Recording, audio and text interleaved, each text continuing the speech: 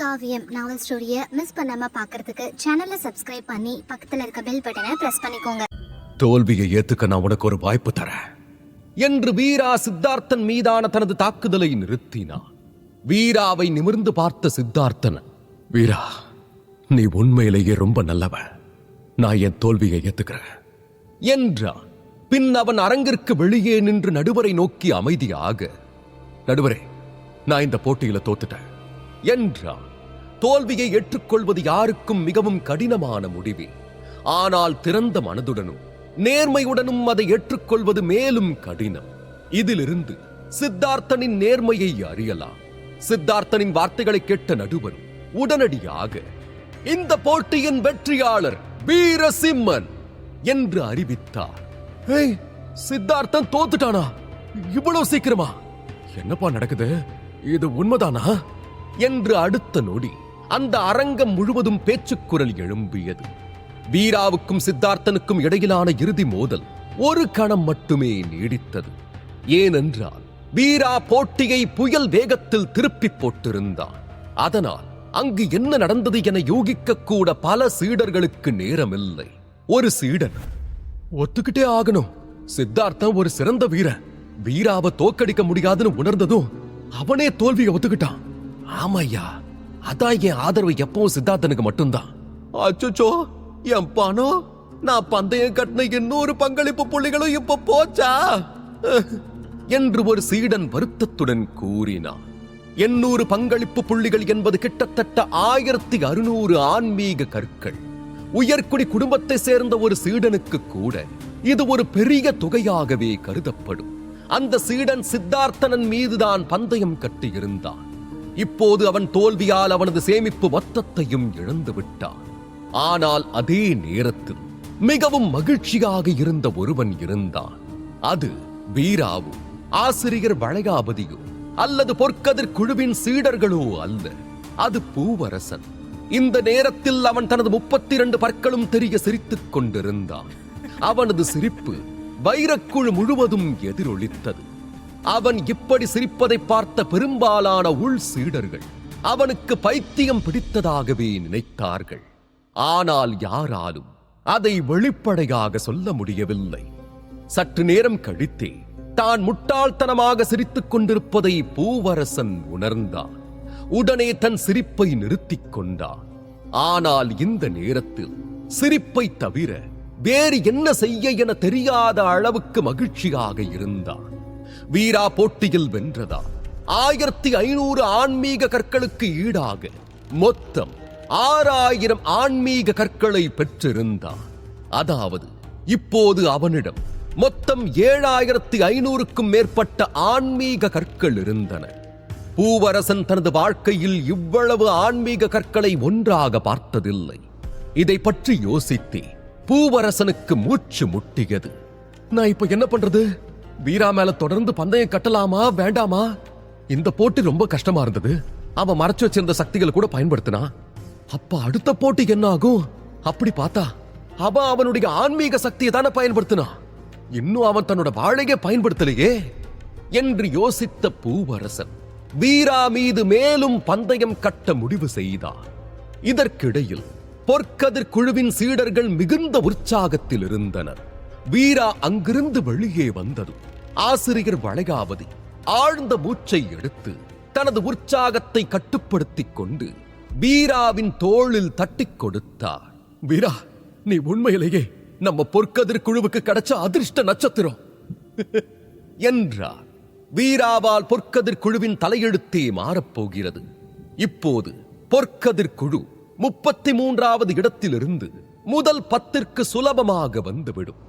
வேதா ஒன்றின் பின் ஒன்றாக பல அற்புதங்களை செய்து தேவகன்னியர் குழுவை 2வது இடத்திற்கு கொண்டு வந்தது போல வீராவும் அவனது குழுவை மேலே கொண்டு வருகிறான். இது தவிர வீராவின் பலம் குறித்து பலரின் சந்தேகங்களும் மறைந்து விட்டன. இதற்கு முதல் காரணமே சபர்ணாவை விட சித்தார்த்தன் மிகவும் சக்தி வாய்ந்தவன். சொல்லப்போனா அவன் 2வது மிக சக்தி வாய்ந்த குழுவான சங்கநதி குழுவில் உள்ள சிறந்த உள் சீடன்.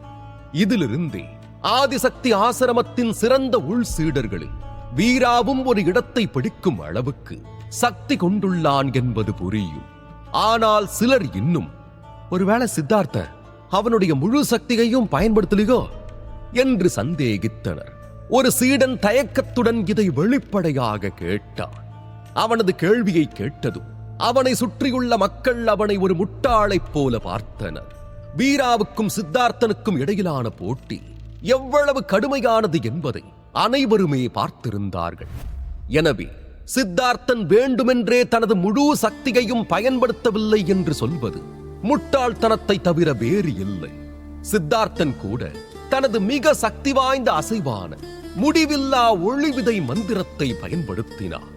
ஆனாலும் அவனால் வீராவை தோற்கடிக்க முடியவில்லை. இதிலிருந்து வீராவின் உண்மையான சக்தியை கற்பனை செய்யலாம். இன்னும் சில போட்டிகளுக்கு பிறகு இறுதியாக முதல் கட்டம் முடிந்தது. சித்தார்த்தனுடனான போட்டிக்கு பிறகு வீரா மேலும் 2 போட்டிகளில் விளையாடினார். அதில் ஒருவர் சிறந்த ருத்ர மகாவீரர், மற்றவர் ஆன்மீக உலகத்தின் வலிமையான போர் வீரர். ஆனால் இரு எதிரிகளுமே எந்த விதிவிலக்கும் இல்லாமல் தோல்வியை ஏற்றுக்கொண்டனர். நகைச்சுவையா இருக்கு. எதிராளி சித்தார்த்தனை ஜெயிச்சா என்ன, இவங்க 2 பேரும் போட்டி கூட போட மாட்டாங்களா? இப்படி தோல்வியை ஒத்துக்கிட்டு ஓடி போறாங்க. இந்த 2 பேரும் போர் வீரர்கள்னு கூட சொல்ல தகுதி இல்லாதவங்க ஐயோ என்று பார்வையாளர்கள் அவர்களை நிறைய கேலி செய்தனர். முதல் கட்டம் முடிந்தது. போட்டியில் பங்கேற்ற சீடர்களில் 3/4 பேர் வெளியேற்றப்பட்டனர். இப்போது 200க்கும் குறைவானவர்களே எஞ்சி இருந்தனர். போட்டியின் அடுத்த கட்டம் ஒரு இடைக்கால கட்டமாக இருக்கும். 2வது கட்டமும் முதல் கட்டத்தைப் போலவே இருந்தது. ஆனால் அவற்றுக்கிடையேயான மிகப்பெரிய வித்தியாசம் என்னவென்றால், இதில் தோற்றாலும் அடுத்த சுற்றுக்கு செல்லும் வாய்ப்பு இருந்தது. தனிப்பட்ட சீடர்களும் இதில் சேர்க்கப்பட்டிருந்தனர். முதல் கட்டம் முடிந்ததும் வீரா தரையில் அமர்ந்து தியானம் செய்ய தொடங்கினார். சிறந்த பிரிவு போட்டியில் ஒவ்வொரு எதிராளியையும் சமாளிக்க அதிகபட்ச நிலையில் இருப்பது மிகவும் அவசியம். இது தவிர அடுத்த போட்டிகளில் ஒரு தனிப்பட்ட சீடரை எதிர்கொள்ளும் வாய்ப்பும் அதிகம் இருந்தது. வீரா கண்களை மூடி தியானத்தில் அமர்ந்து சிறிது நேரம் கூட ஆகவில்லை. அதற்குள் மஞ்சள் ஆடை அணிந்த ஒரு இளைஞன் அரங்கில் தோன்றினார். இந்த இளைஞன் குட்டையான கூந்தலை கொண்டிருந்தான். அவன் கண்களிலிருந்து ஒரு கடுமையான ஒளி வெளிப்பட்டது. இது விஜய. அவன் முதல் போட்டியில சண்டையிட போறானா? இந்த வருஷம் சிறந்த பிரிவு போட்டி ரொம்ப சுவாரஸ்யமா இருக்க போகுது. ஆமா, 2 வருஷத்துக்கு முன்ன சிறந்த பிரிவு போட்டியில விஜயன் பங்கெடுத்தான். அப்ப அவன் முதல் நிலை ருத்ர மகாவீரனா இருந்தான். ஆனாலும் முதல் 100 பேர்ல ஒரு இடத்தை பிடிச்சான். ஆனா அப்புறம் ஆதிசக்தி ஆசிரமத்தில இருந்து மறைஞ்சு போயிட்டான். இப்ப 2 வருஷத்துக்கு அப்புறம் அவன் திரும்ப இங்க வருவான்னு நான் எதிர்பார்க்கவே இல்லை. ஏய், வீராவும் முதல் கட்ட ருத்ர மகாவீரன் தான். ஆனா சித்தார்த்தனா அவன் தோக்கடிச்சான். நிச்சயமா அவனுக்கு முதல் 50 இடத்துக்குள்ள நுழைய எல்லா வாய்ப்பும் இருக்கு. வீராவோட திறன் விஜயனை விட இன்னும் நல்லா இருக்குன்னு தான் நான் நினைக்கிறேன். நீங்க சொல்றது சரிதான். முன்னாடி விஜயனுடைய திறமை வீரா மாதிரி நல்லா இல்ல. ஆனா இப்ப 2 வருஷ பயிற்சிக்கு அப்புறம் விஜயன் ஆன்மீக உலக வீரனா மாறிட்டான். அவன் உயர்ந்த பயிற்சி நிலை உடையவங்களையும் சுலபமா தோக்கடிக்கிற திறனை கொண்டவன். அப்படி இருக்கிறப்ப வீராவால் அவனை எதிர்க்க முடியுமா? இப்படியே பெரும்பாலான மக்கள் வீராவையும் விஜயனையும் ஒப்பிட ஆரம்பித்தனர். இந்த விவாதங்களை கேட்டு விஜயன் புருவங்களை சுழித்தான். பின் மெதுவாக அரங்கத்தின் விளிம்பிற்கு நடந்து போய் வீராவை பார்த்து, வீரா, நான் உன்னோட சண்டை போடணும் என்றான். விஜயன் இப்படி ஒன்றை செய்வான் என யாரும் எதிர்பார்க்கவில்லை. பார்வையாளர்கள் இப்போதுதான் இருவரையும் ஒப்பிட்டு பார்த்தார்கள். அதற்குள் விஜயனே வீராவுக்கு சவால் விட்டுள்ளான். இதில் விஜயன் ஏற்கனவே ஆன்மீக உலகத்திற்குள் நுழைந்து விட்டான். மேலும் ஆன்மீக உலக சீடர்களில் அவனது பலமும் மிக பெரியதாக இருக்கும். இப்படி இருக்க எப்படி வீராவை வெட்கமின்றி விஜயன் சவால் செய்யலாம்? இதை யோசித்தபடி சீடர்கள் நின்று கொண்டிருக்க ஆசிரியர் வளையாபதி தாழ்ந்த குரலில், வீரா, அவனுடைய சவாலை ஏத்துக்காத என்றார். அவர் விஜயனை அவமதிக்க துணியவில்லை. அவர் பொற்கதிர் குழுவின் ஆசிரியராக இருந்தாலும் விஜயனின் குரு ஒரு ஆன்மீக ஆசிரியர். அவரது நிலை ஆசிரியர் வளையாபதியை விட மிகவும் வலிமையானது. விஜயனின் சவாலை கேட்ட வீரா அவனை பார்த்து எந்த பயமும் இல்லாமல் அலட்சியத்துடன், சிறந்த பிரிவு போட்டிக்குன்னு ஒரு நிலையான விதி இருக்கு. நான் ஆதிசக்தி ஆசிரமத்தோட விதிகளை பின்பற்றுறவன். விதிப்படி நான் உன் கூட சண்டை போடணும்னு ஒரு வாய்ப்பு வந்தா அப்ப நான் கண்டிப்பா அதை மறுக்க மாட்டேன் என்றான். என்ன வீரா, நீ என்ன பார்த்து பயப்படுறியா? கவலையே படாத. நான் பலவீனமானவங்களை துன்புறுத்துறேன்னு மத்தவங்களை சொல்ல விட மாட்டேன். அதனால நான் என்னுடைய பயிற்சியை ருத்ர மகாவீரன் அளவுக்கு அடக்கி உன்னோட நியாயமாவே போராடுவேன் என்ற விஜயன் கைகளை உரசியபடி கோணலாக சிரித்தான். விஜயனின் இந்த வார்த்தைகளை கேட்டதும் வீராவின் இதயம் படபடத்தது. சட்டென அவன் கூர்மையான குரலில், எனக்கு பயம் இருக்கா? நல்லாவே நகைச்சுவை பண்ற. நீ உன் பயிற்சியை அடக்க வேண்டிய அவசியமே இல்லை. ஏன்னா உன் முழு சக்தியோடவே உன்னை என்னால தோக்கடிக்க முடியும் என்றான். வீராவின் வார்த்தைகளை கேட்டதும் அங்கிருந்த பார்வையாளர்களின் மூச்சு ஒரு கணம் நின்றது. விஜயனின் முகத்திலும் ஒரு விசித்திரமான வெளிப்பாடு தோன்றியது. ஆனால் ஒரே கணத்தில் அவன் முகத்தில் தந்திரமான புன்னகை தோன்றியது. உடனே நீ இந்த போட்டியிலிருந்து வெளியேறலனா நமக்கு நிச்சயமா சண்டை போட ஒரு வாய்ப்பு கிடைக்கும். ஆனா ஒருவேளை நீ முதல்லயே வெளியேறிட்டா நீ என்னோட போட்டி போட தகுதி இல்லாதவன் அர்த்தம். சரிதானே என்றான். விஜயன் வீராவுக்கு கொடுத்த சவால் பார்வையாளர்களிடையே பரபரப்பை ஏற்படுத்தியது. இப்போது விவாதங்கள் மேலும் தீவிரமடைந்தன. விஜயனின் வார்த்தைகளில் அவன் வெல்ல முடியாதவன் என்ற ஆணவம் நிறைந்திருந்தது. இந்த போட்டியில் அவன் பல திறமைசாலிகளை எதிர்கொள்ள வேண்டியிருக்கும் என்பது அனைவருக்கும் தெரியும். ஆனால் அவனது வார்த்தைகளில் இருந்து அவன் தோல்வியை ஏற்க தயாராக இல்லை என்று தோன்றியது. உண்மையில் விஜயனின் ஆணவம் ஆதாரமற்றது அல்ல. 2 ஆண்டுகளுக்கு முன்பே அவன் தனது அற்புதமான சண்டை திறமையால் அனைவரையும் ஆச்சரியப்படுத்தினான்.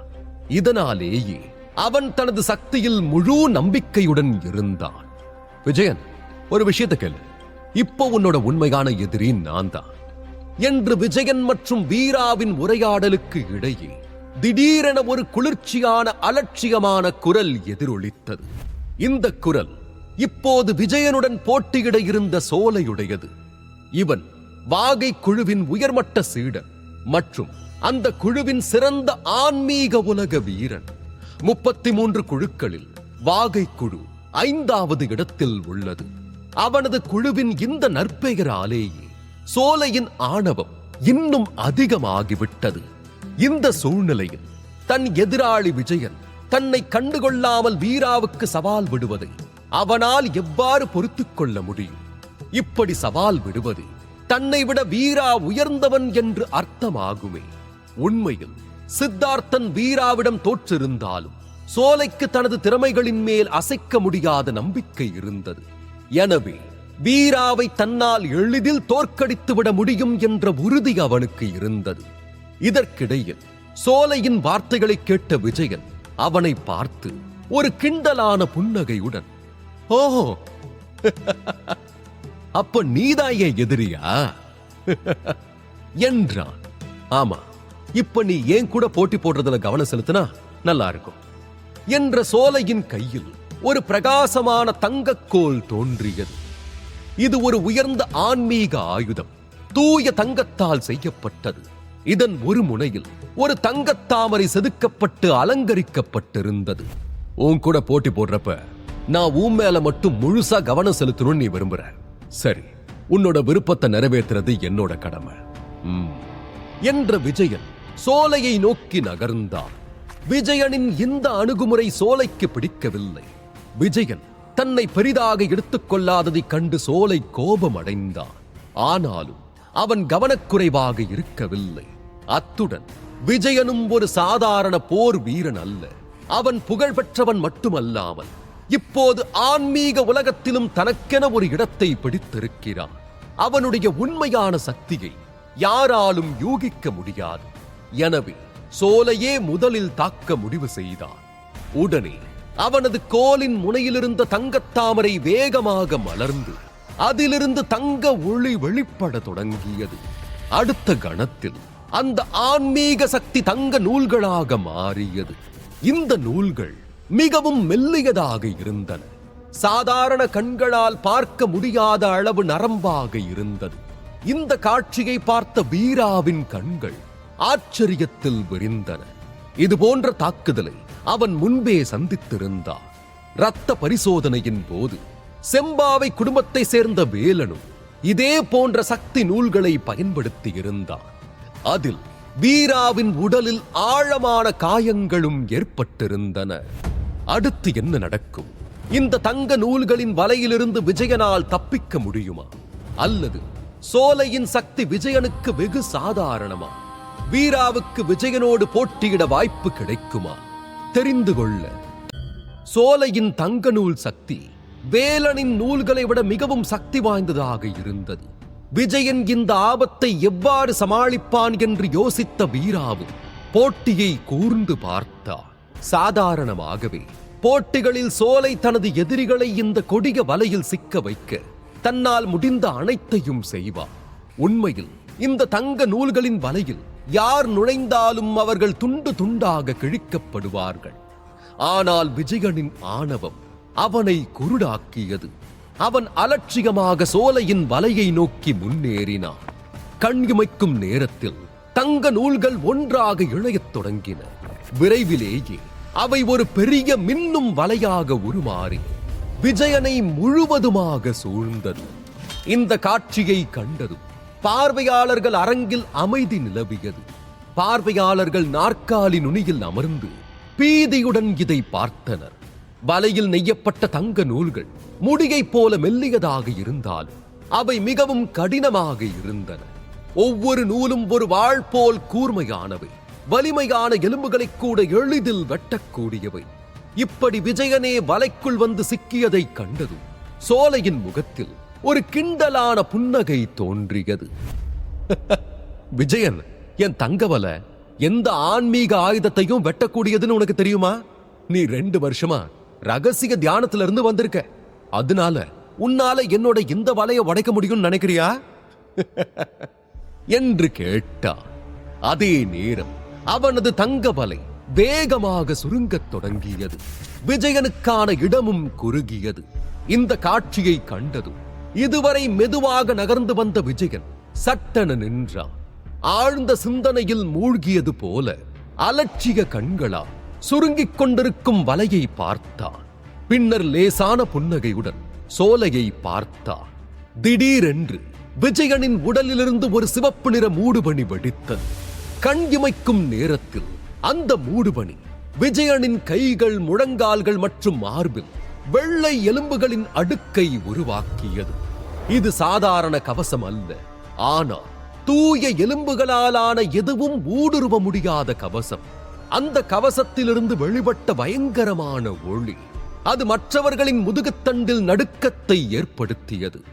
இந்த நேரத்தில் அங்கு நிற்பவன் விஜயன் அல்ல, ஏதோ ஒரு பழங்கால தீய போர் வீரனின் நிழல் போல மக்களுக்கு தோன்றியது. தனக்கு முன்னால் இருந்த காட்சியை பார்த்த சோலையின் முகபாவனை மாறியது.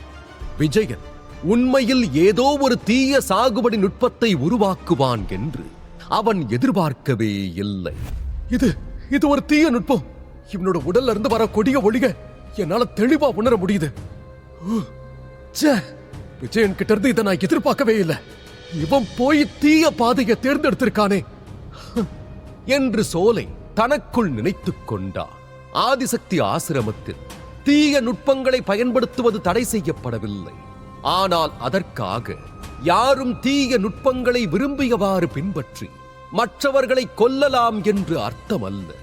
விஜயன் கைக்கொண்ட தீய நுட்பம் வெள்ளை எலும்பு நுட்பம். 2 வருடங்களுக்கு முன்பு விஜயன் ஒரு மர்மமான உலகில் அலைந்து திரிந்தான். அங்கு அவன் ஒரு மூத்த பயிற்சியாளரை சந்தித்தான். அவரது சக்தி அவரது பயிற்சியின் போது கட்டுப்படுத்த முடியாததாகிவிட்டது. இதனால் அந்த நேரத்தில் அவர் இறந்தார். அந்த பயிற்சியாளரின் மரணமே விஜயனுக்கு இந்த ரகசிய கலையையும் அவரது மரபையும் பெற வாய்ப்பளித்தது.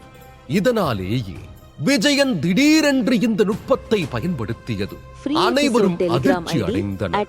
முதல் அத்தனை திறமையான விஜயன் ஏன் இப்படி ஒரு தீய நுட்பத்தை தேர்ந்தெடுத்தான் என்பது பார்வையாளர்களால் புரிந்து கொள்ள முடியவில்லை. ஆனால் விரைவிலேயே விஜயன் ஏன் அதை தேர்ந்தெடுத்தான் என்பதை புரிந்து கொண்டனர். உண்மையில் விஜயன் கற்றுக்கொண்ட தீய நுட்பம் அவர்கள் கற்பனை செய்ததை விட மிகவும் சக்தி வாய்ந்தது. வெள்ளை எலும்பு கவசம் தோன்றியவுடன் விஜயனின் வேகம் சட்டென அதிகரித்தது. அவன் மின்னல் வேகத்தில் சோலையை நோக்கி விரைந்தான். அடுத்த கணமே முதல் தங்க நூல் விஜயனின் முழங்கை கவசத்தை தாக்கியது. ஆனால் யாரும் நம்ப முடியாதபடி வெள்ளை எலும்பு கவசத்தில் ஒரு கீறல் கூட இல்லை. மாறாக கவசத்தின் உறுதி காரணமாக தங்க நூல்தான் வெட்டப்பட்டது. டிங் டிங் டிங் டிங் டிங் டிங் டிங். விஜயன் வெள்ளை எலும்பு கவசத்தை அணிந்த பிறகு அவன் வேறொரு நபராக மாறிவிட்டான் என்று அனைவருக்கும் தோன்றியது. கண்குமைக்கும் நேரத்தில் விஜயன் தங்க வலையில் பாதிக்கும் மேற்பட்டவற்றை வெட்டிவிட்டான். அந்த நூல்கள் உடையும் வேகம் மென்மையான பட்டு நூல்களைப் போலவே இருந்தது. விஜயன் ஏற்கனவே அந்த தங்க வலையின் சக்தியை நன்கு அறிந்திருந்தார். இந்த நூல்களின் உதவியுடன் சோலையால் ஒரு நடுத்தர அளவிலான ஆன்மீக ஆயுதத்தை கூட எளிதாக வெட்ட முடியும். ஆனால் அந்த வலையால் விஜயனின் வெள்ளை எலும்பு கவசத்தில் ஒரு கீறலை கூட விட முடியவில்லை. இந்த கவசம் என்ன பூமி ஆயுதத்தை விட கடினமானதா என்று சோலை திகைத்து பின்வாங்கினான். ஆனாலும் அவன் விட்டுக் கொடுக்க தயாராக இல்லை. அடுத்த கணமே அவனது தங்க கோலிலிருந்து மேலும் தங்க வலைகள் சோலை பின்வாங்குவதை பார்த்த விஜயனின் முகத்தில் இகழ்ச்சியான புன்னகை தோன்றியது.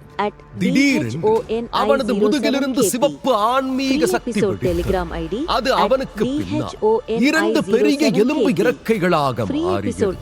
அதைத் தொடர்ந்து சோலையின் தங்க நூல்கள் விஜயனின் முன் வெற்று நூல்களாக மாறின. அவனின் வெறும் கை அசைப்பிலேயே அந்த நூல்கள் மணல் போல சிதறத் தொடங்கின. வேண்டாம், என்னை கோபப்படுத்தி பார்க்காத என்று சோலை கோபமாக சொன்னான். ஆனால் விஜயன் சோலையின் வார்த்தைகளை காதில் வாங்கவில்லை. சொல்லப்போனால் இன்னும் நம்ப முடியாத வேகத்தில் சோலையை தாக்கிக் கொண்டிருந்தார். பொதுவாக யாராவது தன்னை புறக்கணித்தால் சோலை மிகவும் கோபம் அடைவார். விஜயன் ஆரம்பத்திலிருந்தே அவனுடன் தீவிரமாக போராடி இருந்தார். ஒருவேளை சோலை இந்த நேரத்தில் தோல்வியை அமைதியாக ஒப்புக்கொண்டிருப்பார். ஆனால் விஜயனின் அலட்சியத்தால் அவனது கோபம் அதிகரித்தது. அவனது மனதிலும் உடலிலும் நெருப்பு எரிந்தது. இந்த அவமானத்திற்கு விஜயன் விலை கொடுத்தே ஆக வேண்டும் என்று எண்ணியவர் தங்க தாமரை தண்டு என்று கத்தினார். அடுத்த நொடி சோலையின் தங்க கோலில் இருந்த தாமரை வேகமாக சுழன்று மீண்டும் மலர்ந்தது. அடுத்த கணம் அவன் தனது முழு பலத்தையும் பயன்படுத்தி விஜயனை நோக்கி கோலை வீசினான். உடனே காற்றில் மிதந்த கோலிலிருந்து எண்ணற்ற தங்கத்தாமரை நிழல்கள் தோன்றின. இந்த நிழல்கள் மின்னல் வேகத்தில் சுழன்று விஜயன் மீது மழையாக பெய்யத் தொடங்கியது. ஒவ்வொரு நிழலும் சோலையின் ஆன்மீக சக்தியின் ஒரு பகுதியை கொண்டிருந்தது. அத்துடன் அந்த நிழல்கள் அனைத்தும் விஜயனின் வெள்ளை எலும்பு கவசத்தின் மூட்டுகள், கழுத்து, இடுப்பு மற்றும் முழங்கால் போன்ற பலவீனமான இடங்களை துல்லியமாக தாக்கின. வெள்ளை எலும்பு கவசம் மிகவும் சக்தி வாய்ந்ததாக இருந்தால் அதன் மூட்டுகள் பாதுகாப்பாக இல்லை. சோலையின் நோக்கமே அந்த பலவீனமான புள்ளிகளை ஊடுருவுவதாகும். இதில் சோலை வெற்றி பெற்றார் ஒருவேளை அவனுக்கு வெற்றிக்கான வாய்ப்பு அதிகரிக்கும். உண்மையில் இந்த தங்கத்தாமரை தண்டின் சக்தி விஜயனை முடக்கும் திறன் கொண்டது. ஆனால் இத்தனை கடுமையான தாக்குதல்கள் நடந்த போதிலும் விஜயன் அதே குளிர்ச்சியான இகழ்ச்சி நிறைந்த புன்னகையுடன் சோலையை பார்த்தார். அவன் தப்பிக்க கூட முயற்சிக்கவில்லை. திடீரென்று அவனது உடலிலிருந்து மற்றொரு இரத்த சிவப்பு அலை வெடித்தது. கண் இமைக்கும் நேரத்தில் அவனது முழு உடலும் வெள்ளை எலும்பு கவசத்தின் மற்றொரு வலுவான அடுக்கால் மூடப்பட்டது. இந்த காட்சியை பார்த்த சோலை சட்டென தடுமாறினான். அதே நேரம் விஜயன் இந்த போட்டியை முடிவுக்கு கொண்டு வர முடிவு செய்ததைப் போல ஒரு கொடூரமான முகபாவத்துடன் சோலையை பார்த்தார். விஜயனின் கண்களில் இருந்த பிரகாசத்தை கண்ட சோலை வரவிருக்கும் ஆபத்தை உணர்ந்தவனாக தனது தற்காப்பு சக்தியை செயல்படுத்த தொடங்கினான். ஆனால் அவன் எதிர்வினை ஆற்றும் முன்பே விஜயனின் கைமுஷ்டி அவன் உடலை தாக்கியது.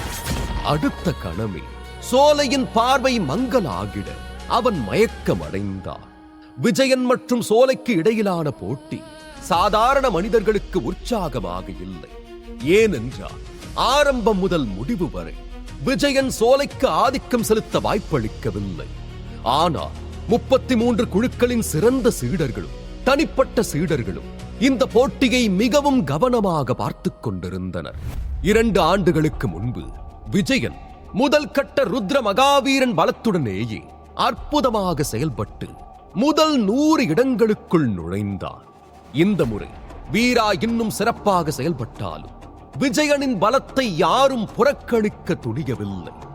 மேலும் விஜயன் 2 ஆண்டுகளாக ரகசியமாக பயிற்சி செய்து வந்தார். இப்போது அவன் ஆன்மீக உலகிலும் நுழைந்து விட்டார். இந்த 2 ஆண்டுகளில் அவன் சண்டையிடுவதை யாரும் பார்த்ததில்லை. எனவே அவனது உண்மையான பலம் யாருக்கும் தெரியாது. வீரா கூட அவனது உண்மையான பலத்தை காண விரும்பினார். ஆனால் துரதிருஷ்டவசமாக சோலை மிக விரைவாக தோற்றுவிட்டார். இதனால் விஜயனது வலுவான கவசத்தை தவிர வேறு எந்த சக்தியையும் பார்க்க யாருக்கும் வாய்ப்பு கிடைக்கவில்லை. அரங்கிற்கு வெளியே இருந்த வீராவுமே இந்த போட்டியில் கவனம் செலுத்தி வந்தார். அந்த எலும்பு கவசத்தை கையாள்வது உண்மையில் கடினமாக இருந்தது. ஆனால் அதற்காக அதை சமாளிக்க வீராவுக்கு வழியில்லை என்று அர்த்தமில்லை. உதாரணமாக அவன் மன தாக்குதல்களையோ அல்லது அவனது வாயுவேக கத்தியையோ பயன்படுத்தலாம். வாயுவேக கத்தியின் கூர்மையான துளையிடும் சக்தி எலும்பு கவசத்தை நிச்சயம் ஊடுருவும். ஆனால் விஜயன் இந்த துருப்பு சீட்டை மட்டுமே கொண்டிருக்க மாட்டான் என்றும் வீராவுக்கு தெரியும். இப்படியே மற்றொரு சுற்று போட்டிகள் கடந்தன. இந்த போட்டிகளில் உள் சீடர்களுக்கும் 33 குழுக்களின் தனிப்பட்ட சீடர்களுக்கும் இடையிலான போட்டிகள் மிகவும் உற்சாகமானவையாக இருந்தன. துரதிருஷ்டவசமாக தனிப்பட்ட சீடர்கள் உள் சீடர்களை விட வலிமையானவர்கள். எனவே முக்கிய பிரிவுகளின் சிறந்த சீடர்கள் கூட அவர்களை எதிர்த்து போராடுவதில் சிரமப்பட்டனர். இதனால் உயர்மட்ட குழுவின் உள் சீடர்களில் 3 பேர் தோல்வி அடைந்தனர். 5வது சுற்று வந்தபோது அறிவிப்பாளர் பொற்கதிர் குழுவின் வீரசிம்மன் மற்றும் தனிப்பட்ட சீடன் விதூன் என்று அறிவித்தார்.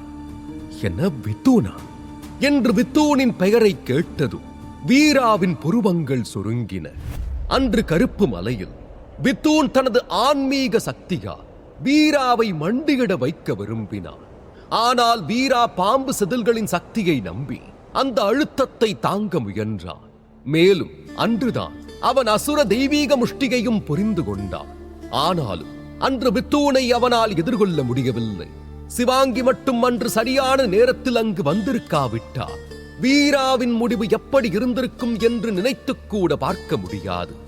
இருப்பினும் வித்தூனின் இலக்கு அவன் அல்ல, அவனது தங்கை வேதா என்பதை வீராவை அதிகம் கோபமுற செய்தது. இதை நினைத்த வீராவின் முகபாவம் மாறியது. அவனது முகம் முற்றிலும் குளிர்ந்து கொலை நோக்கம் வலுவடைந்தது. வீரா சிறப்பு பிரிவு போட்டியில் பங்கேற்றதிலிருந்து அவனது முகத்தில் இத்தகைய வெளிப்பாடு தோன்றவில்லை. மறுபுறம் ஆசிரியர் வளையாபதி மற்றும் திவாகரன் இருவருமே வீராவின் முகபாவம் நன்றாக இல்லை என்று உணர்ந்தனர். இவ்வளவு நேரம் வீராவுடன் இருந்ததிலேயே வீராவின் இயல்பு இது அல்ல என்பதை அவர்கள் புரிந்து கொண்டனர். வீரா அதிக சக்தி வாய்ந்த எதிரியை எதிர்கொண்ட போதும் கூட அவனது முகத்தில் எப்போதும் அமைதியான வெளிப்பாடு இருந்தது. ஆனால் இப்போது கடுகு போட்டால் பொரியும் கோபத்துடன் இருந்தவனை கண்டு இருவருமே பீதி அடைந்தனர். வீராவோட இந்த மாற்றத்துக்கு பின்னால நிச்சயம் ஏதோ ஒரு காரணம் இருக்கும்னு நினைக்கிறேன் என்று தனக்குள் நினைத்த திவாகரன் வீராவிடம், வீரா எதுவும் பிரச்சனையா என்று கேட்டான். திவாகரனின் கேள்வியில் சட்டென புன்னகைத்த வீரா, இல்ல நான் நல்லா இருக்கேன், ஏதோ சில பழைய ஞாபகங்கள், அதான் கொஞ்சம் கோபம் வந்துருச்சு, இப்ப எனக்கு யாரையாவது போட்டு நல்லா அடிக்கணும் போல இருக்கு என்றா. யாரையாவது அடிக்கணுமா?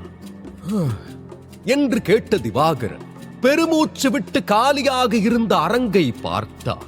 ஆனா வீரா, உன் எதிராளி இன்னும் அரங்கத்துக்கு வரலையே என்றான். ஆமா, அவ இன்னும் வரல என்று வீராவும் குளிர்ந்த குரலில் சொல்லிவிட்டு வலுவான அடிகளுடன் அரங்கத்தை நோக்கி நடந்தான். வித்தூன் போட்டி நடைபெறும் இடத்தில் இல்லை. ஆனால் அவனது சண்டையிடும் முறை வந்ததும் அவன் விரைவாக அங்கு வந்தான். வித்தூனின் உடலில் இருந்து ஒரு மென்மையான மற்றும் வசீகரமான ஒளி வெளிப்பட்டது. அடுத்து என்ன நடக்கும்? வித்தூனின் வசீகரமான ஒளியின் முன் வீராவின் கோபத்தின் விளைவு என்னவாக இருக்கும்? அவன் தனது அசுர தெய்வீக முஷ்டியால் வித்தூனை தோற்கடிப்பானா? அல்லது வித்தூனின் ஏதேனும் ரகசிய ஆயுதம் வீராவின் நோக்கங்களை நசுக்குமா? மேலும் விஜயனின் வெள்ளை எலும்பு கவசத்தை வீராவால் சமாளிக்க முடியுமா? தெரிந்து கொள்ள பெயர் அறிவித்த சற்று நேரத்தில் வித்தூன் காற்றில் நடந்தபடி அங்கு வந்தான். அவன் கைகள் முதுகுக்கு பின்னால் இருக்க காற்றில் அடியெடுத்து வைத்தான். கண்ணுக்கு தெரியாத ஒரு படிக்கட்டு காற்றில் அவன் அடிகளை தாங்குவது போல தோன்றியது.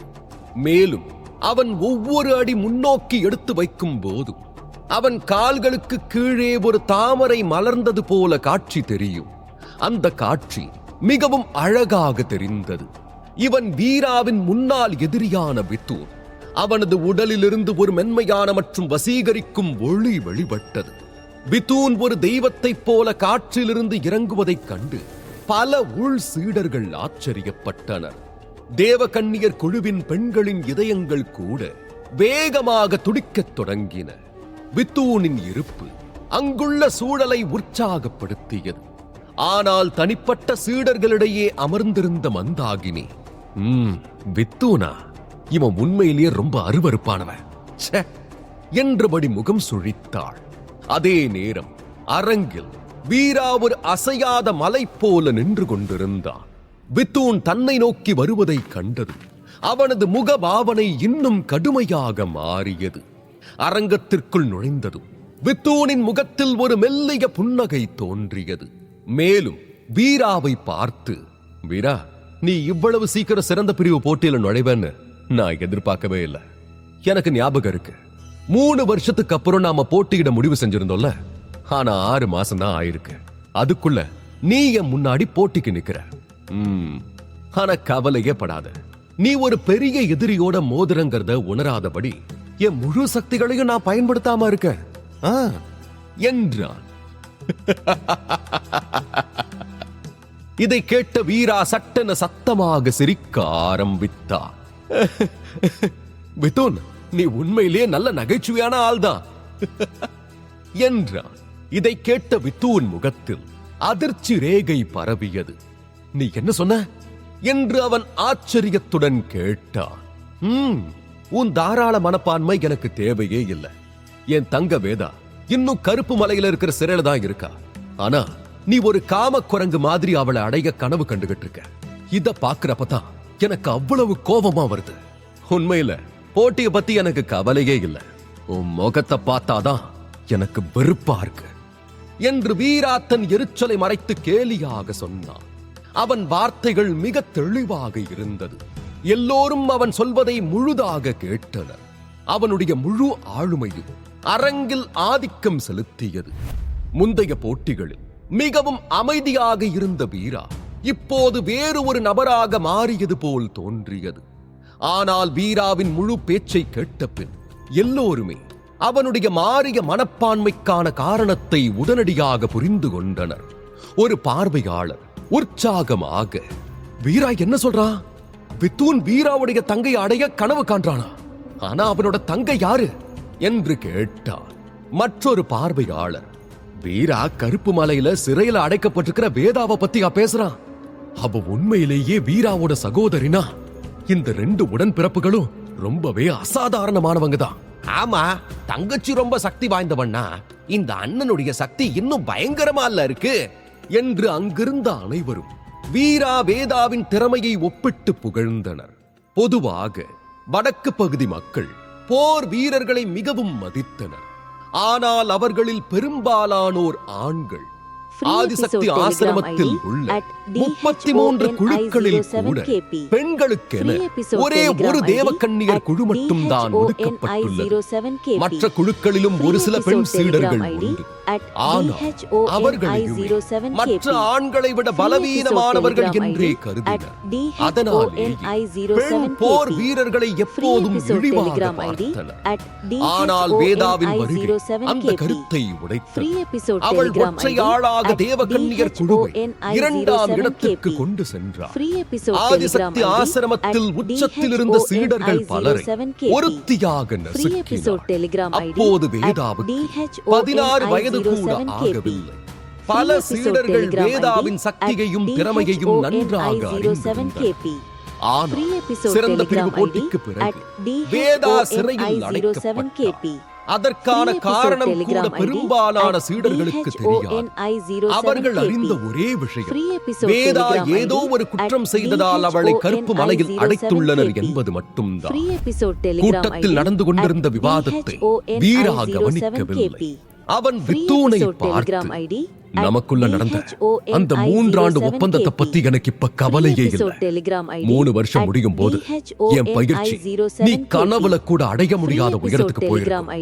அதனால அந்த 3 ஆண்டு பேச்சம் மறந்துடு. இப்பவும் முழு திறமையையும் பயன்படுத்தி என் கூட போட்டி போடு. பொதுவாக வித்தூன் எப்போதும் அமைதியாக இருப்பான்.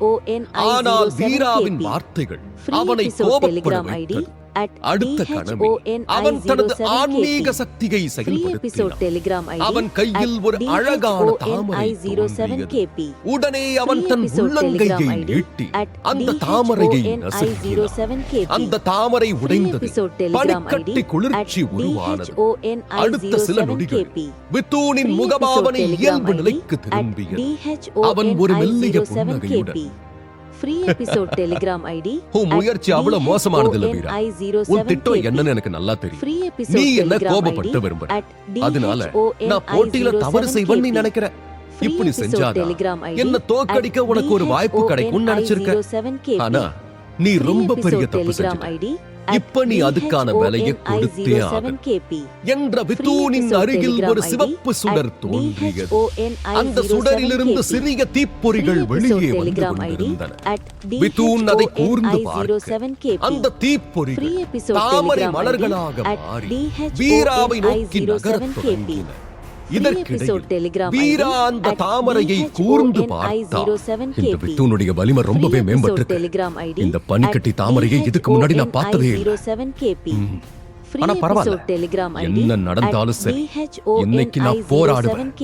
எனக்காக மட்டும் இல்லை, என் தங்கச்சி வேதாவோட மரியாதைக்காகவும் நான் போராடுவேன் என்று தனக்குள் உறுதியெடுத்த வீரா கை முஷ்டிகளை இறுக்கினான்.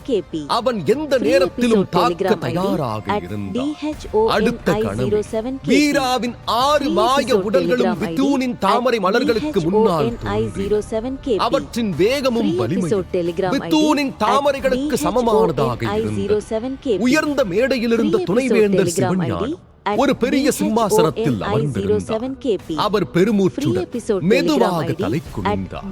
பின்னர் புருவங்களை உயர்த்தி சந்தேகமான துணியில், ஆசிரியர் பலராமன், நான் துணைவேந்தரா இருக்கிறதுனால எனக்கு ஆதிசக்தி ஆசிரமத்தில் இருக்கிற முக்கியத்துவம் குறைஞ்சிடுச்சுன்னு நினைக்கிறாங்களா என்ன என்று கேட்டார்.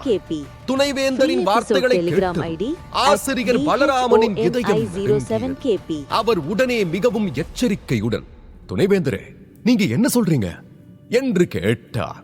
ஆசிரியரே, வீரா ரொம்பவே திறமையான சீடன்னு மட்டும் சொன்னீங்க. ஆனா அவன் வேதவள்ளியுடைய சகோதரனும் கூட. இத பத்தி நீங்க என்கிட்ட எதுவும் சொல்லவே இல்லையே, ஏ என்று கேட்டார். உண்மையில் இது ஒன்றும் சாதாரண விஷயம் அல்ல. முதல் நிலை ருத்ர மகாவீரனாக இருந்த போதிலும் வீராவின் பலம் ஒரு ஆன்மீக உலக வீரனின் பலத்திற்கு சமமாக இருந்தது. இவ்வளவு திறமை கொண்ட சீடனின் திறமை குறைந்தது வான் தரத்திற்கு சமமானதாக இருக்க வேண்டும். துணைவேந்தர் சிவஞானம் ஆதிசக்தி ஆசிரமத்தில் அரிதாகவே தோன்றினார்.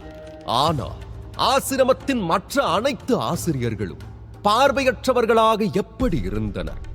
ஆதிசக்தி ஆசிரமம் புனித ஆசிரமத்தின் கீழ் பணியாற்றி வருகிறது. இது வடக்கு பிராந்தியத்தின் திறமையான சீடர்களுக்கு உலக அரங்கில் தங்கள் திறமையை வெளிப்படுத்த ஒரு வாய்ப்பை வழங்குகிறது.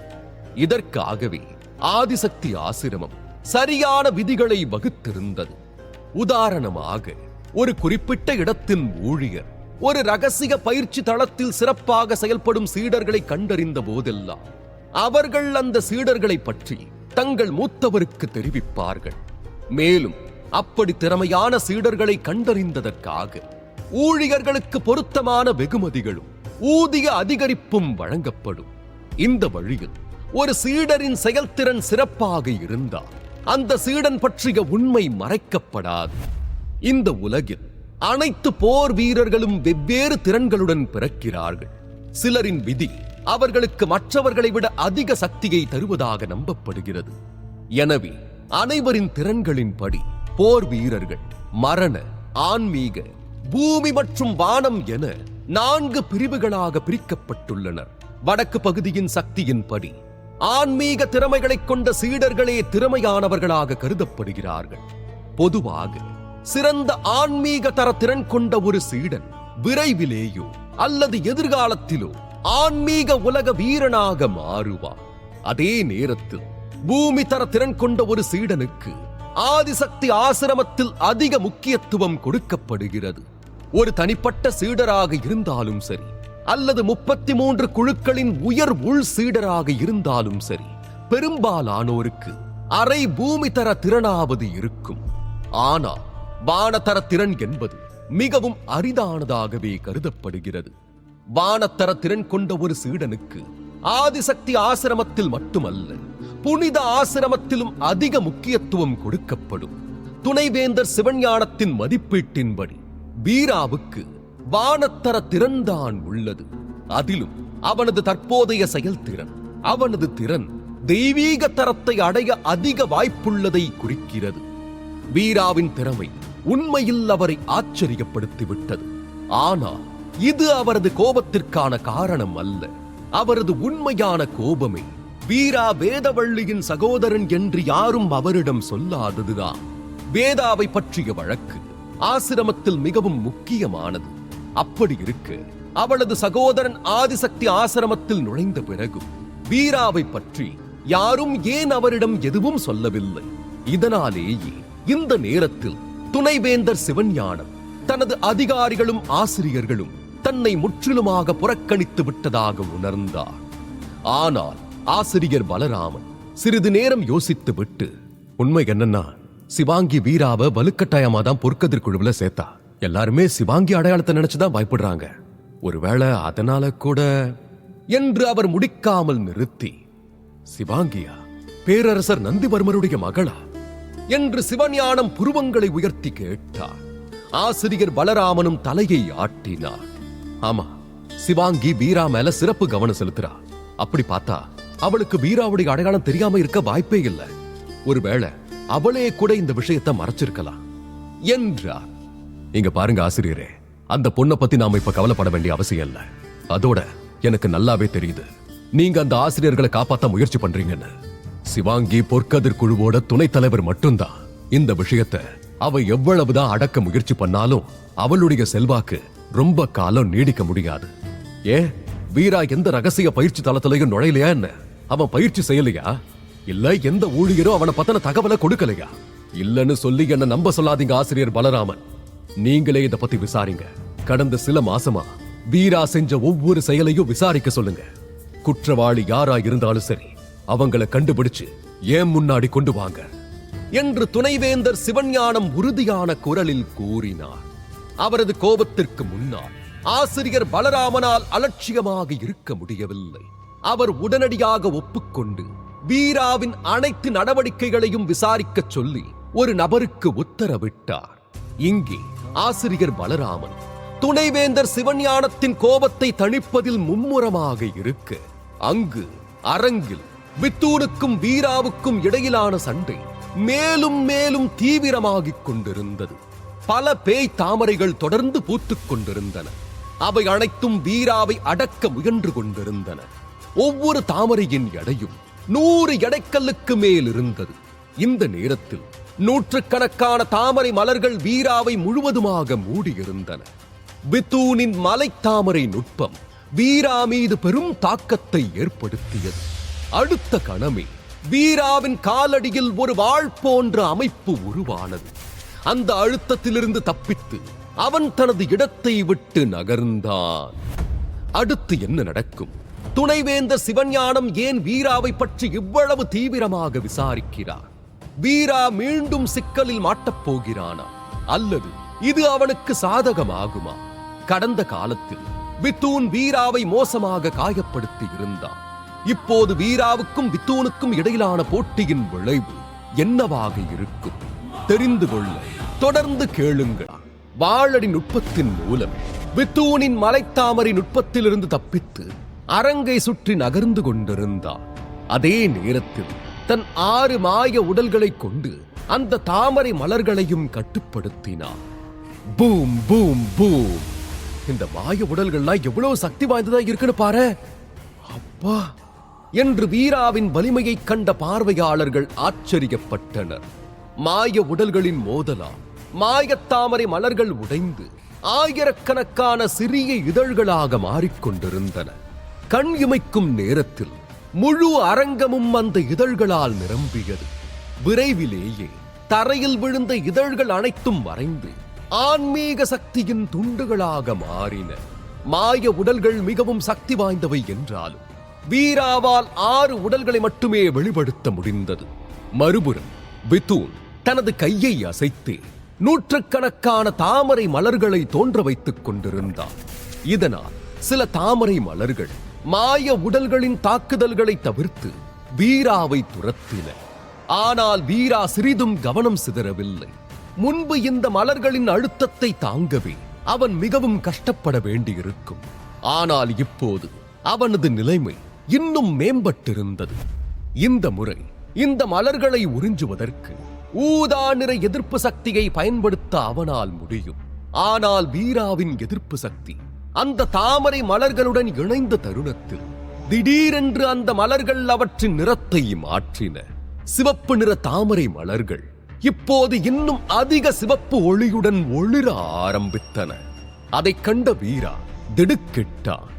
ஏதோ பெரிய ஆபத்தை உணர்ந்து ஒரு அடி பின்வாங்கினான். அதே நேரம் அவனுக்கு மிக அருகிலிருந்த மலர் திடீரென்று வெடித்தது. அந்த சிவப்பு தாமரையிலிருந்து கடுமையான நெருப்பு ஜுவாலைகள் வெளிவர தொடங்கின. அது இந்த உலகில் உள்ள அனைத்தையும் எரித்து விழுங்கக்கூடும் என்பது போல தீப்பிழம்புகளின் வெப்பநிலை மிக அதிகமாக இருந்தது. வீரா மிக வேகமாக பின்னால் நகர்ந்தான். ஆனாலும் அந்த தீப்பிழம்புகளால் பாதிக்கப்படுவதை தவிர்க்க முடியவில்லை. மேலும் அந்த மலரின் வெடிப்பால் உருவாக்கப்பட்ட சக்தியினால் வீரா பறந்து சென்று அரங்கின் கவசத்தில் மோதினார். உன் ஆன்மீக சக்தி ரொம்பவே விசித்திரமானதுன்னு எனக்கு தெரியும் வீரா. அது என் தாமரை மலரை அப்படியே விழுங்கிடும். போன முறையே நீ கருப்பு மலையில அதைத்தான் செஞ்சிட்டீங்க. அப்புறம் எப்படி நான் 2வது முறையா அதே தவற பண்ணுவேன் என்ற பித்தூன் ஒரு கோணலான புன்னகையை சிந்தி, உன்னோட விசித்திரமான ஆன்மீக சக்தியை நம்பி நீ என்ன ஜெயிக்க முடியும் நினைக்கிறியா? உனக்கு இன்னும் என்னோட எதிரியா மாறுற திறன் இல்ல. உன்னை ஒழிக்க நான் என்னோட முழு சக்தியையும் பயன்படுத்த வேண்டிய அவசியமும் இல்லை என்ற பித்தூன் பூக்களை உருவாக்கிக் கொண்டே இருந்தான். அவை வீராவின் 6 மாய உடல்களுடன் மோதிக்கொண்டே இருந்தன. அடுத்த கணத்தில் பித்தூனுக்குள் வீராவை கொல்லும் எண்ணம் இன்னும் அதிகரித்தது. உடனே ஆன்மீக சக்தியாலான மற்றொரு தாமரை அரங்கின் நடுவில் பூக்கத் தொடங்கியது. பித்தூன் உருவாக்கிய சாதாரண தாமரை மலர்கள் ஒரு உள்ளங்கையின் அளவு மட்டுமே இருக்கும். ஆனால் அரங்கத்தின் நடுவில் பூக்கும் தாமரை மலர் வேறுபட்டதாக இருந்தது. அது ஒரு வெள்ளை தாமரை. அது தோன்றியவுடன் வேகமாக வளரத் தொடங்கியது. கண் இமைக்கும் நேரத்தில் அது ஒரு உள்ளங்கையின் அளவிலிருந்து ஒரு மனிதனின் அளவிற்கு வளர்ந்தது. அடுத்த சில நொடிகளில் அது 10 அடி அகலமாகவும் 5 அடி உயரமாகவும் மாறியது. பித்தூன் வீராவை லேசான புன்னகையுடன் பார்த்துவிட்டு பின்னர் அலட்சியமாக வெள்ளைத்தாமரை மீது ஏறினார். பின் ஒரு ஒளியை வெளியிட்டார். அடுத்த நொடி அவனது சக்தி 10 மடங்கு அதிகரித்தது. மெதுவாக பித்தூனின் உடலிலிருந்து வெளிப்படும் ஒளி அந்த தாமரைக்குள் அடங்கத் தொடங்கியது. Boom boom boom. அதைத் தொடர்ந்து தரையிலிருந்த சில கற்கள் பல யானைகளால் நசுக்கப்படுவதைப் போல தரையில் மூழ்கின. அந்த கற்களில் பெரிய விரிசல்கள் தோன்றின. இதைக் கண்ட மக்கள் இந்த அழுத்தம் பித்தூனின் ஒளியிலிருந்து வந்தது என உணர்ந்து கொண்டனர். இந்த நேரத்தில் பித்தூன் தாமரையின் நடுவில் ஒரு ராஜாவைப் போல நின்று தரையில் நெளியும் இரையை ஒரு கழுகு கூர்ந்து பார்ப்பது போல வீராவை பார்த்துக் கொண்டிருந்தான். முதல்ல இந்த விஷயத்தை நான் உனக்கு எதிரா பயன்படுத்த நினைக்கவே இல்லை வீரா. ஆனாலும் நீதான் விட்டு கொடுக்க தயாராவே இல்லையே.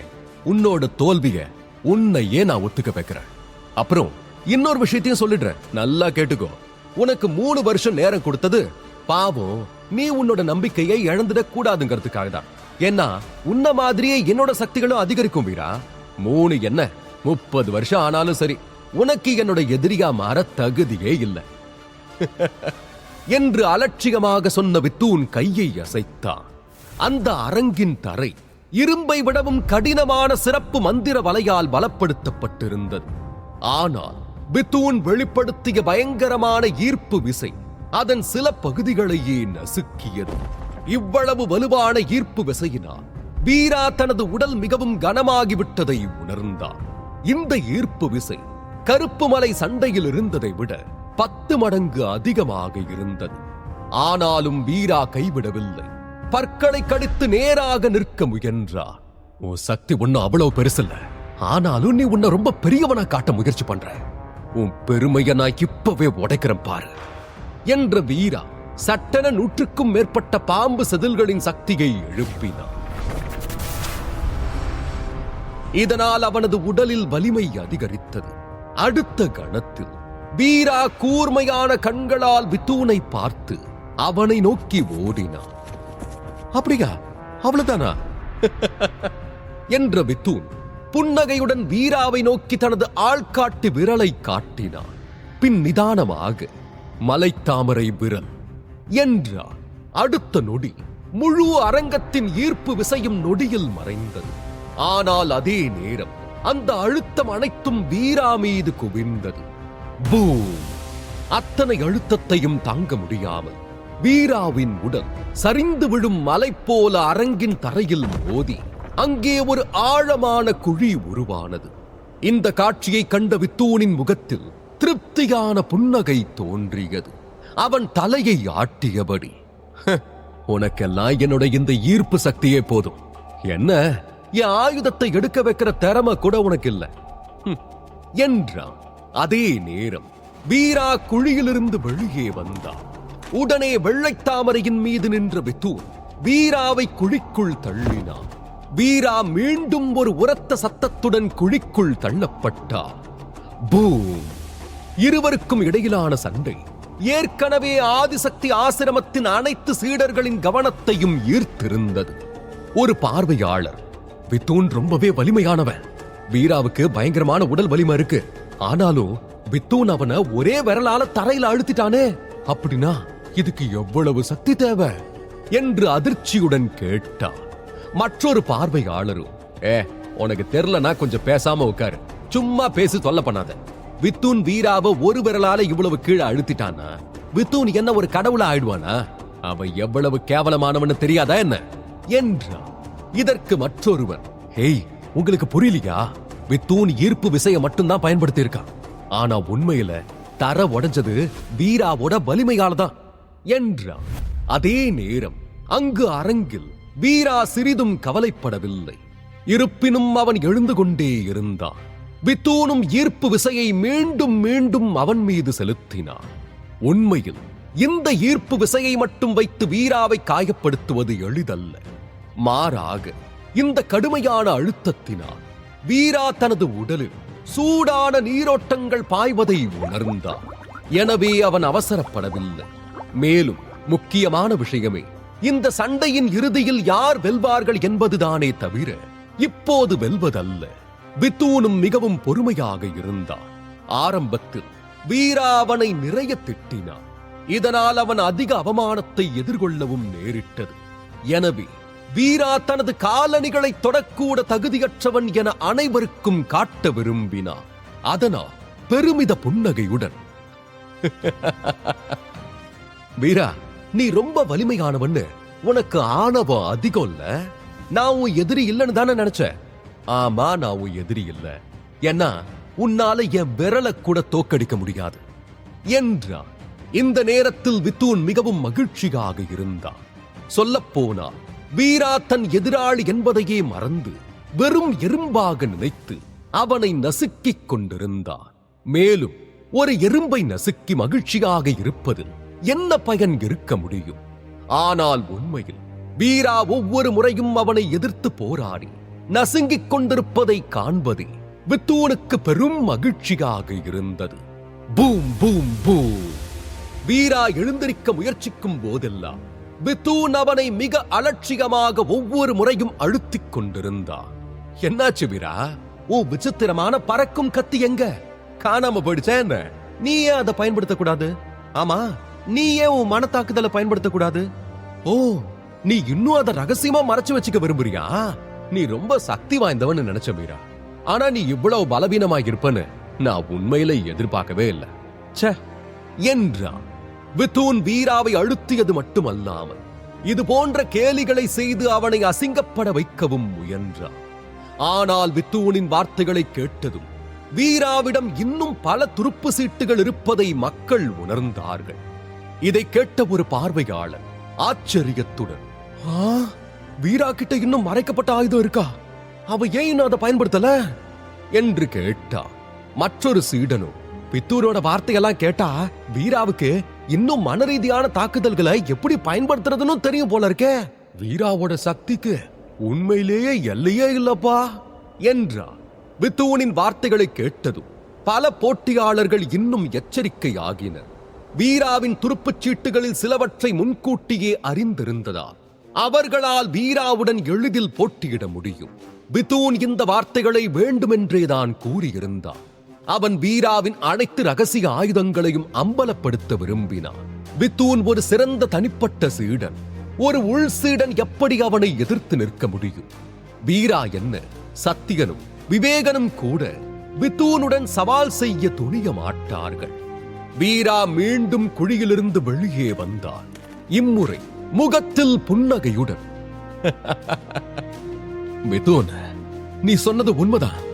நான் அதிக சக்தி வாய்ந்தவன் இல்லதான். ஆனா நீ என்னை விட பலவீனமானவன். இந்த ஈர்ப்பு விசையால என்ன நசுக்கி கொல்ல முடியும்னு நினைக்கிறியா? ஐயோ பாவம், நீதான் ஏமாந்து போவ என்று வீரா சட்டென குதித்து வாளடி நுட்பத்தை பயன்படுத்தினான். அத்துடன் ஒரு விசித்திரமான கோணத்தில் வித்தூனின் ஈர்ப்பு விசையின் வரம்பை தவிர்க்க ஆரம்பித்தான். பூ! அதே நேரம் வித்தூன் தனது கையை அசைத்து ஈர்ப்பு விசையை விரைவாக கட்டுப்படுத்த முயன்றான். ஆனாலும் வீராவை சரியாக குறிவைக்க அவனால் முடியவில்லை. இதனால் அந்த இடத்தில் ஒரு பெரிய குழி உருவானது. வித்தூன் மீண்டும் குறிவைத்தான். ஆனால் அவன் இலக்கு மீண்டும் தவறியது. தரையில் மற்றொரு குழி தோன்றியது. Boom boom boom. வீரா மீது வித்தூனின் தொடர்ச்சியான தாக்குதல்களால் அரங்கில் குழிகள் ஒன்றின் பின் ஒன்றாக உருவாகிக் கொண்டே இருந்தன. ஒரு சில நொடிகளில் கணத்தில் முழு அரங்கமும் சீரற்றதாக மாறியது. வீரா தனது வாளடி நுட்பத்தை அதன் உச்சத்திற்கு செலுத்தினான். ஆனாலும் அவன் இன்னும் தனது வாழ் உணர்வை மறைத்துக் கொண்டுதான் இருந்தான். எனவே அவன் தனது வாளடி நுட்பத்தை தாக்க பயன்படுத்த முடியவில்லை. வித்தூன் ஒரு வலுவான எதிரிதான் என்றாலும் வீராவுக்கு ஒன்றுக்கும் மேற்பட்ட வலுவான எதிரிகள் இருந்தனர். குறிப்பாக சொல்லப்போனால் இந்த சிறந்த பிரிவு போட்டியிலேயே அவனுக்கு பல எதிரிகள் இருந்தனர். அவர்களுக்கு முன்னால் முழு சக்தியையும் காக்க வேண்டும் என்பதால் அவன் தாக்காமல் பின்வாங்கிக் கொண்டிருந்தான். என்ன வீரா, நீ சும்மா முயல் மாதிரி ஓடுற வேலையை மட்டும்தான் செய்யற? உனக்கு தாக்க தெரியுமா தெரியாதா என்று வித்தூன் வீராவை கிண்டலடித்துக் கொண்டே தனது விரலை பயன்படுத்தி வீராவை துரத்தினான். ஆனால் அவன் விரலை திருப்பியவுடன் திடீரென்று வீராவின் வேகம் இரட்டிப்பாகி அவன் முன்னோக்கி குதித்தான்.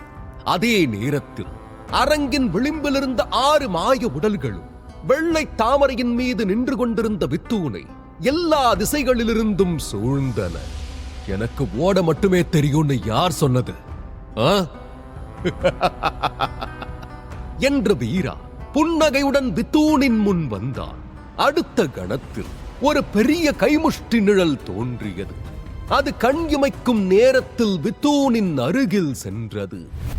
அடுத்து என்ன நடக்கும்? வீராவுக்கும் வித்தூனுக்கும் இடையிலான சண்டை முடிவடையுமா அல்லது வேறெதுவும் திருப்பம் நிகழுமா? தெரிந்து வீராவின் பிரம்மாண்டமான முஷ்டியை பார்த்ததும் வித்தூனின் புருவங்கள் சுருங்கின.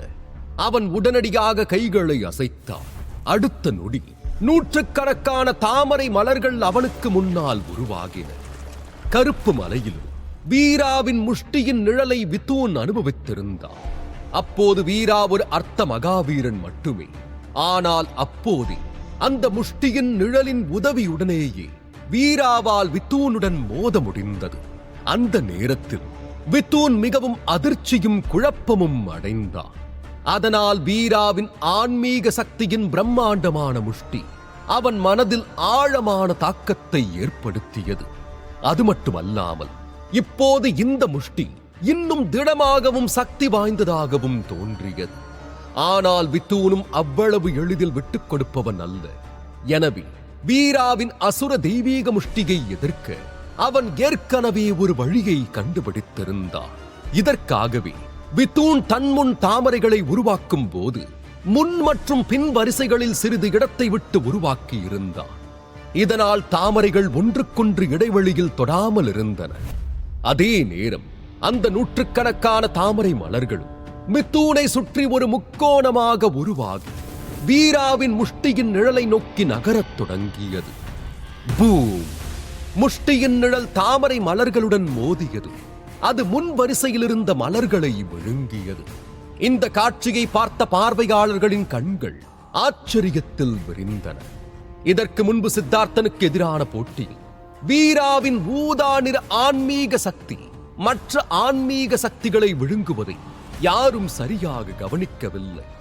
ஆனால் இப்போது அவர்கள் அதை தெளிவாக கண்டார்கள். சிவப்பு தாமரை மலர்கள் ஊதா நிற முஷ்டியின் நிழலால் வேகமாக விழுங்கப்பட்டு ஊதா நிற தாமரை மலர்களாக மாறிக்கொண்டிருந்தன. ஏய், இந்த தாமரை மலர்கள்லாம் அப்படியே ஊதா நிறமா மாறுது என்று ஒரு சீடன் ஆச்சரியத்துடன் சொல்ல, ஆமா, இந்த தாமரை மலர்களுடைய நிறம் வீராவோட ஆன்மீக சக்தியை போலவே தெரியுது என்று மற்றொரு சீடனும் தன் ஆச்சரியத்தை காட்டினார். அப்படின்னா அந்த தாமரைகளையும் வீரா கட்டுப்படுத்துறான். சரியா சொல்லணும்னா வீராவுடைய ஆன்மீக சக்தி அந்த முழுசா முழுங்கிடுச்சுன்னு தான் சொல்லணும். வீரா அப்படி என்ன வகையான நுட்பத்தை பயிற்சி செய்கிறான்?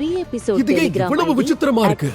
ஏம்பா, இந்த மாதிரியான ஆன்மீக சக்தி இருந்தா அப்ப யாரும் வெல்ல முடியாதவங்களா மாறிட மாட்டாங்களா என்று முதல் சீடன் சட்டன கூச்சலிட்டான். வீரா வித்தூன் கிட்ட தோத்துருவான்னு தான் நினைச்சேன்.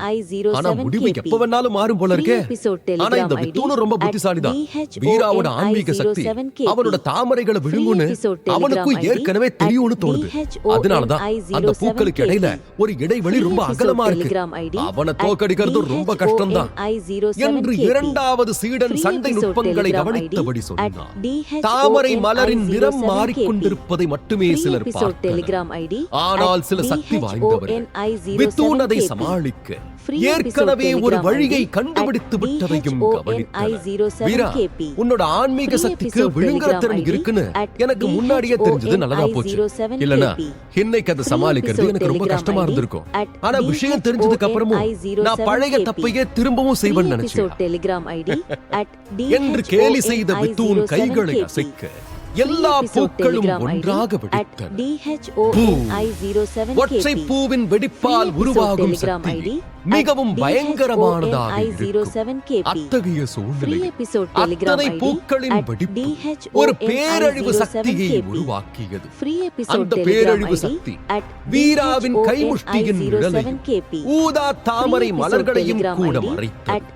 கண்கிமைக்கும் நேரத்தில் அவற்றை எரித்து சாம்பலாக்கியது. வித்தூனுக்கு வீராவின் கைமுட்டியின் நிழலை அழிக்க தனது தாமரை மலர்களை அழிப்பதை தவிர வேறு வழியில்லை. ஒருவேளை அவன் அவ்வாறு செய்யாவிட்டால் வீராவின் ஆன்மீக சக்தி மெதுவாக அவனது அனைத்து பூக்களையும் விழுங்கியிருக்கும். பின்னர் அவனும் தோற்றிருப்பான். நான் உன்னோட கைமுஷ்டி நிழல அழிக்கிற வழியை கண்டுபிடிச்சிட்டேன். இப்போ நீ வேற எதை நம்பி ஜெயிக்க போறன்னு நானும் பாக்குறேன் என்று வித்து வீராவை கேலி செய்தான். அதே நேரம் அவனை சுற்றி இன்னும் அதிகமான தாமரை பூக்கத் தொடங்கின. வீராவின் பயிற்சி முறை மிகவும் விசித்திரமானதாகவும் அரிதானதாகவும் இருந்தது. அதே நேரம் வித்தூன் பயிற்சி செய்திருந்த மலைத்தாமரை நுட்பமும் குறைவானது அல்ல. இருப்பினும் வீரா எவ்வளவு வேகமாக வளர்ந்து வருகிறான் என்பதை பார்த்தது வித்தூனின் இதயத்தில் ஒரு சிறிய பயம் தோன்றியது. இந்த வீரா ரொம்ப வேகமா முன்னேறிட்டு வர வெறும் 6 மாசத்துல ஏன் கூட சண்டை போடுற அளவுக்கு வலிமையா அதிகரிச்சிருக்கான். இன்னும் வீராவுக்கு 3 வருஷம் பயிற்சி செய்யற வாய்ப்பு கிடைச்சா அந்த 3 வருஷத்துக்கு அப்புறம் இவனை என்னால நெருங்க கூட முடியாது. அதனால சீக்கிரமா ஏதாவது செஞ்சு இவனோட எல்லா துருப்பு சீட்டையும் நான் வெளியே கொண்டு வரணும்.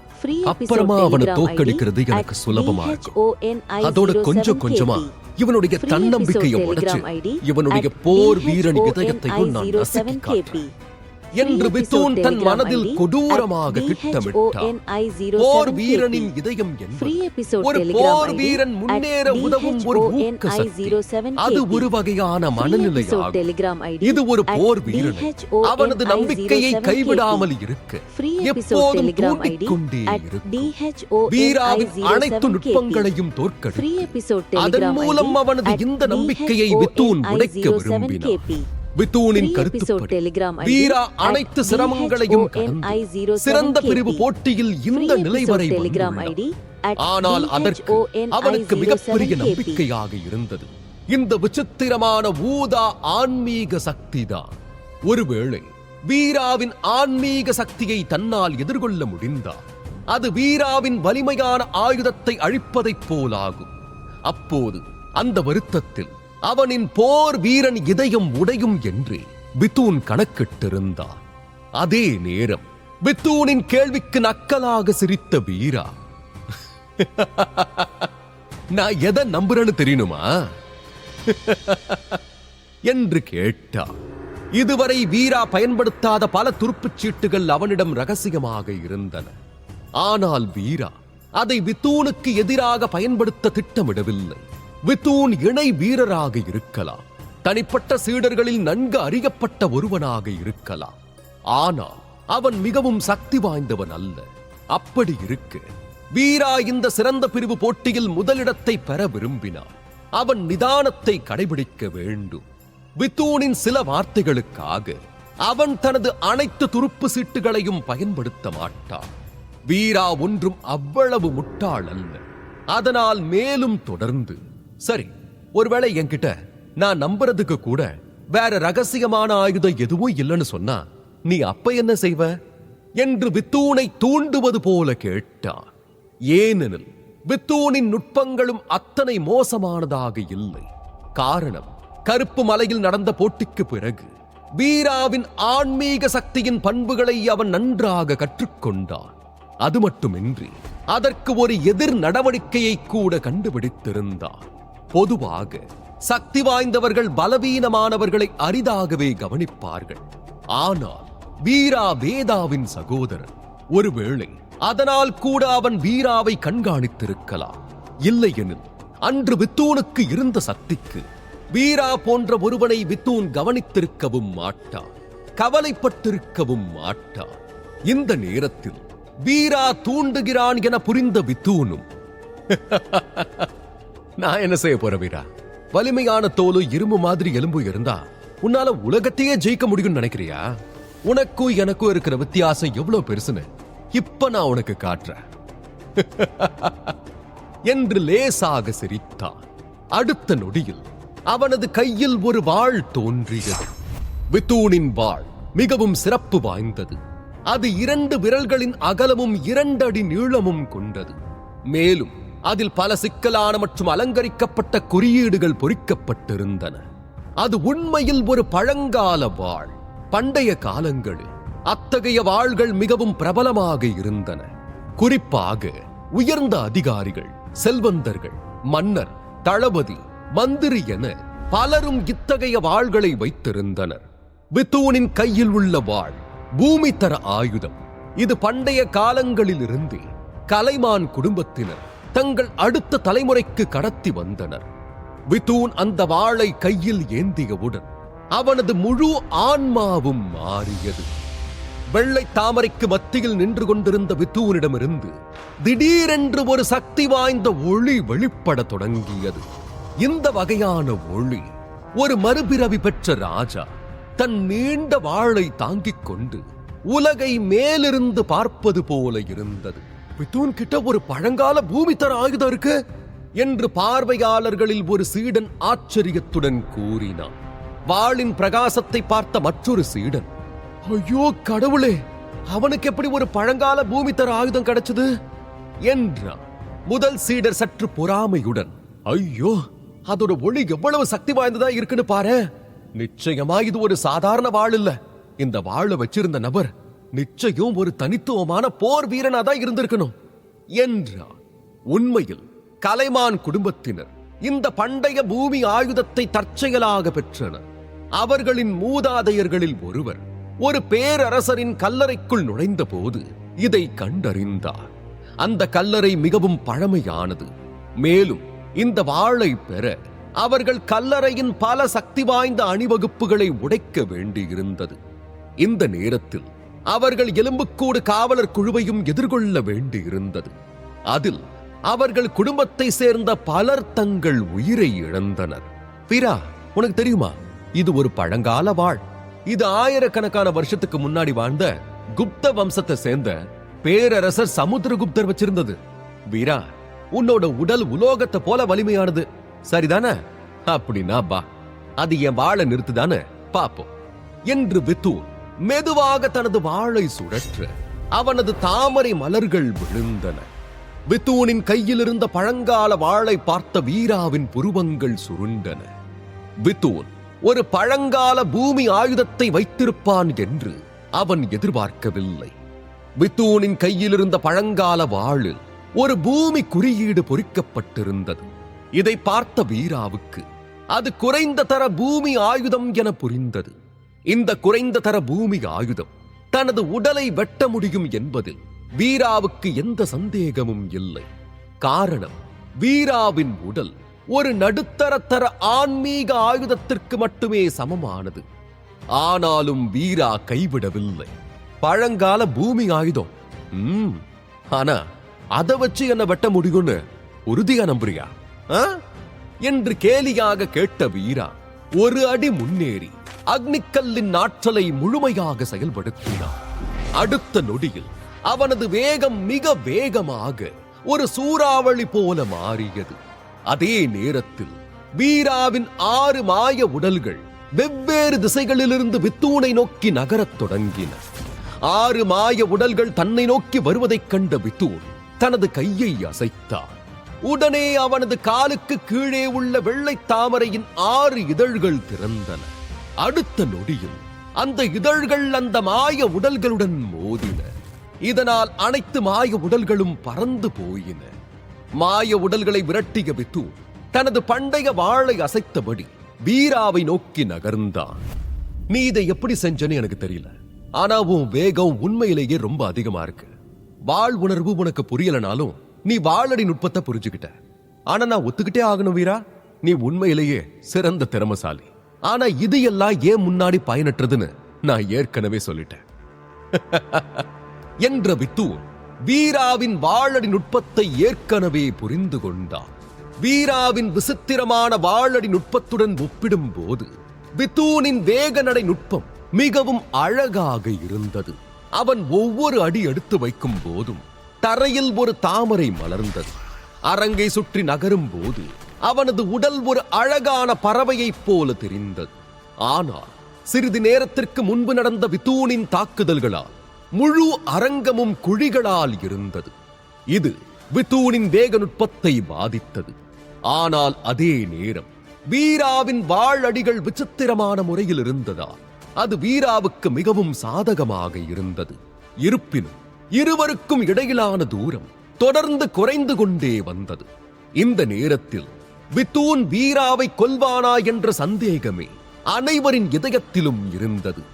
இருவருக்கும் இடையிலான போட்டியில் மக்கள் அதிக ஆர்வம் காட்டினர். போட்டியின் ஆரம்பத்திலிருந்தே இருவரும் ஒருவரை ஒருவர் கேலி செய்து கொண்டனர். இருவருக்கும் இடையில் உள்ள ஆழமான பகை அனைவருக்கும் புரிந்தது. எனவே இதில் வித்தூனுக்கு வாய்ப்பு கிடைத்தால் அவன் வீராவை கொல்லவும் முயற்சி செய்யலாம். சற்று நேரத்தில் வித்தூனின் வேகம் முன்பை விட அதிகமாகியது. வீராவின் ஒவ்வொரு அசைவையும் வித்தூன் முழுமையாக கட்டுப்படுத்தி விட்டதாக தோன்றியது. இந்த சூழலில் வீராவுக்கு 2 வழிகள் மட்டுமே இருந்தன. ஒன்று, வீரா தோல்வியை ஒத்துக்கொள்வது, அல்லது வித்தூனின் கைகளால் கொல்லப்படுவது. இந்த காட்சியை பார்த்த ஆசிரியர் பலராமன் பொறுமையை இழந்தார். அருகிலிருந்த துணைவேந்தர் சிவஞானத்திடம் மெதுவாக, துணைவேந்தரே, வீராவை காப்பாத்தணுமா என்று கேட்டார். அடுத்து என்ன நடக்கும்? துணைவேந்தரின் முடிவு என்னவாக இருக்கும்? அவர்கள் வித்தூனின் வாளிலிருந்து வீராவை காப்பாற்றுவார்களா, அல்லது அவர்களும் வீராவை கொல்ல விரும்புவார்களா? மர்மம் மற்றும் சதிகளுக்கு மத்தியில் வீரா தனது உயிரை எப்படி காப்பாற்றுவார்? தெரிந்து கொள். இந்த எபிசோட் உங்களுக்கு பிடிச்சிருந்தா அந்த வீடியோக்கு ஒரு லைக் பட்டன் கொடுங்க. இந்த மாதிரி தொடர்ந்து வீடியோஸ்க்கு நம்ம சேனலை சப்ஸ்கிரைப் பண்ணிக்கோங்க. தேங்க்யூ.